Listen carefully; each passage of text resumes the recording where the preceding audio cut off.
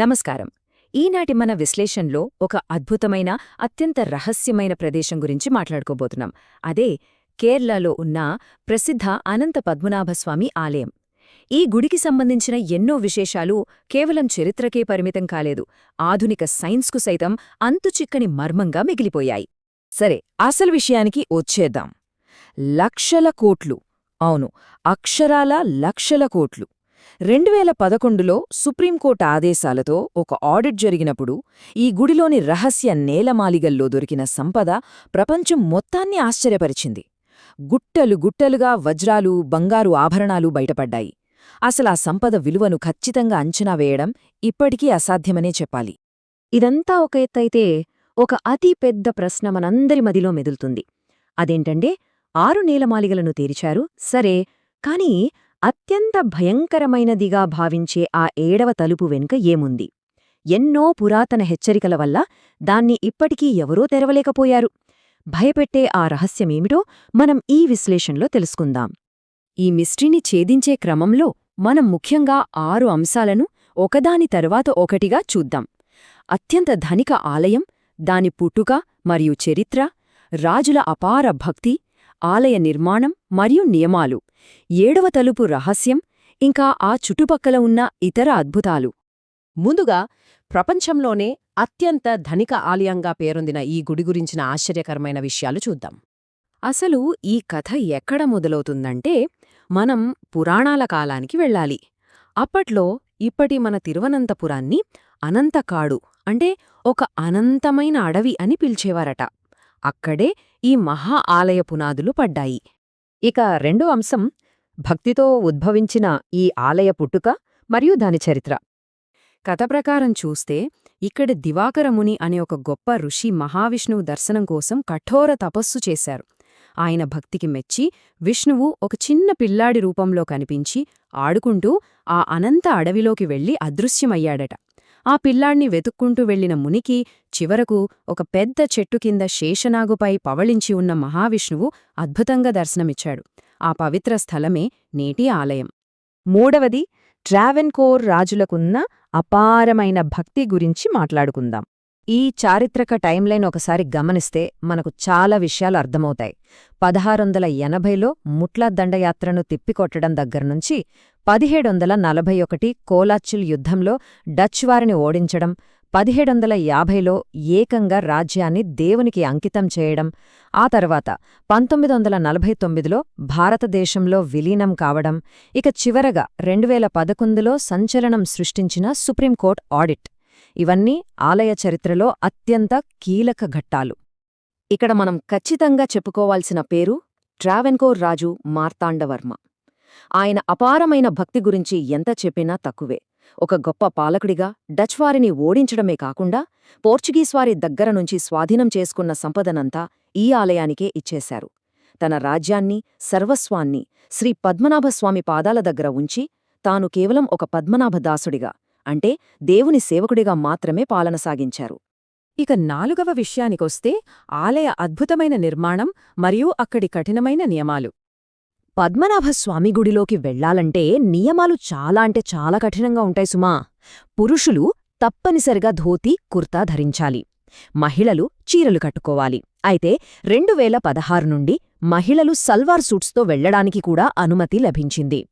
ఇంకో ముఖ్యమైన విషయమేంటంటే, ఆలయ పవిత్రతను కాపాడేందుకు ఇక్కడ కేవలం హిందూ ధర్మాన్ని ఆచరించేవారికి మాత్రమే ప్రవేశముంటుంది. మరి గర్భగుడిలోని విగ్రహం గురించి తెలిస్తే ఎవరైనా ఆశ్చర్యపోవాల్సిందే. ఈ 18 అనే సంఖ్య ఎందుకంటే, గర్భగుడిలో శేషనాగుపై పవళించిన మహావిష్ణువు విగ్రహం ఏకంగా 18 అడుగుల పొడవుంటుంది. ఇది చూడ్డానికి ఎంతో ఉత్కృష్టంగా భక్తిభావాన్ని రగిలించేలా ఉంటుంది. అసలు మైండ్ బ్లోయింగ్ విషయమేంటంటే, సంవత్సరానికి కేవలం 2 సార్లు మాత్రమే జరిగే ఒక ఖగోళ వింత ఇది. పగలు, రాత్రి సమానంగా ఉండే విషువత్తు రోజున సూర్యుడు భూమధ్యరేఖకు సరిగ్గా పైనున్నప్పుడు అస్తమిస్తున్న సూర్యుడు ఈ ఆలయంలోని 5 కిటికీల గుండా ఒకదాని తర్వాత ఒకటిగా వరుసగా కనిపిస్తాడు. ఇది మన ప్రాచీన కాలపు అద్భుతమైన నిర్మాణ శైలికి ఒక సజీవ సాక్ష్యం. ఇప్పుడు 5వ పాయింట్, అందర్నీ ఉత్కంఠకు గురిచేస్తున్న ఆ 7వ తలుపు రహస్యం. మనం ఇందాక చెప్పుకున్నట్టుగా 2011లో సుప్రీంకోర్టు కమిటీ ఏర్పడి 5 నేలమాళిగలను తెరిచింది కదా, ఆ లోపల బయటపడిన వజ్రాలు, బంగారు ఆభరణాలు చూసి వాళ్లే షాకయ్యారు. కాని ఒక తలుపును మాత్రం అలాగే వదిలేశారు.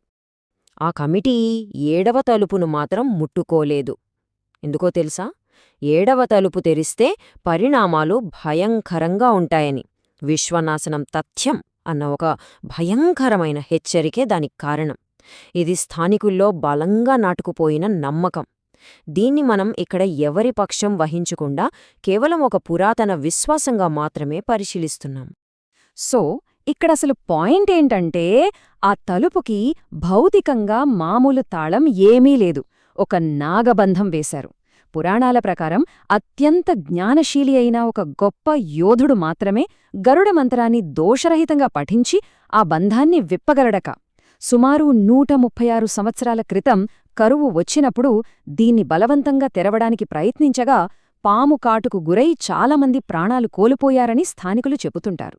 ఈ మిస్టరీలో 2 విభిన్న కోణాలను గమనిస్తే, ఒకవైపు ఆ తలుపు తెరిస్తే లోపల ఉన్న అనంతమైన సముద్రాలు ఉప్పెనలా వచ్చి ప్రళయం సృష్టిస్తాయని స్థానిక నమ్మకం. అయితే ఆశ్చర్యకరమైన విషయమేంటంటే, శాస్త్రీయంగా పరిశీలించినప్పుడు అక్కడికి వెళ్లిన ఆడిటర్లు నిజంగానే ఆ తలుపు దగ్గర సముద్రపు అలలు ఎగిసిపడుతున్నటువంటి శబ్దాలను స్పష్టంగా విన్నారు. నమ్మకం, శాస్త్రీయ పరిశీలన రెండూ ఒకే విషయాన్ని సూచించడం ఈ రహస్యాన్ని మరింతగా పెంచుతోంది. ఇక చివరిగా 6వ అంశం, ఆ చుట్టుపక్కల ఉన్న మరికొన్ని ఆధ్యాత్మిక అద్భుతాలు. కేవలం ఈ పద్మనాభస్వామి గుడి మాత్రమే కాదు, ఈ ప్రాంతంలో ఇంకా ఎన్నో మిస్టరీలున్నాయి. ఉదాహరణకు మహిళల శబరిమల అని పిలిచే ఆట్టుకాల్ భగవతీ ఆలయం. ఇక్కడ జరిగే పొంగల్ ఉత్సవంలో లక్షలాది మంది మహిళలు పాల్గొంటారు. అలాగే దగ్గర్లోనే ఉన్న తిరువంబాడి శ్రీకృష్ణ ఆలయంలో ఇంకో వింత ఉంది. సరైన సమయానికి నైవేద్యం పెట్టకపోతే ఆ కృష్ణుని విగ్రహం నిజంగానే ఎండిపోయి నడుముకున్న బెల్ట్ సైతం జారిపోతుందట. గ్రహణ సమయంలో కూడా ఈ గుడి తెరిచే ఉంటుంది. ఒకప్పుడు ఆదిశంకరాచార్యులు స్వయంగా అక్కడికి వెళ్లి ఈ అద్భుతాన్ని నిర్ధారించారు. మనం గమనించాల్సిన ఒక ఆసక్తికరమైన పోలిక ఇక్కడుంది. ఒకవైపేమో కదలిక లేకుండా నిశ్చలంగా ఉంటూ లెక్కించలేని అపారమైన సంపదకు కాపలాగా ఉన్న పద్మనాభస్వామి, మరోవైపు కేవలం కొన్ని కిలోమీటర్ల దూరంలోనే ఆకలితో భౌతికంగా మార్పులు చెందే కృష్ణుని విగ్రహం. ఈ 2 ఆధ్యాత్మిక వైరుధ్యాలు పక్కపక్కనే ఉండటమనేది నిజంగా మన భారతీయ ఆధ్యాత్మిక శక్తికి గొప్ప నిదర్శనం. మరి ఈ విశ్లేషణను ముగించే ముందు ఈ ప్రశ్న మనల్ని ఖచ్చితంగా ఆలోచింపజేస్తుంది. ప్రాచీన భారతదేశపు మట్టిలో ఇంకెంత అద్భుతమైన చరిత్ర, సంపద, అంతుచిక్కని రహస్యాలు దాగి ఉన్నాయో కదా.